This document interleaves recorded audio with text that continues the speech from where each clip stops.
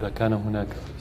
بعدما قضى 25 عاما في الحكم، فصائل سورية معارضة تعلن سقوط نظام بشار الأسد وهروبه من البلاد، معلنة أن مدينة دمشق أصبحت حرة. لكن أين اختفى بشار الأسد؟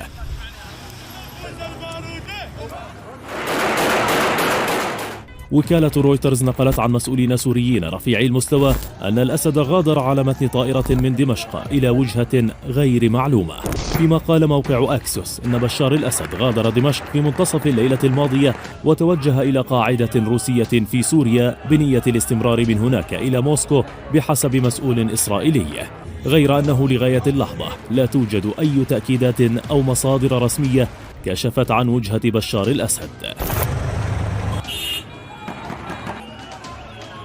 المعارضة السورية أعلنت سقوط نظام بشار الأسد وانتهاء حكمه وبداية مرحلة جديدة في سوريا.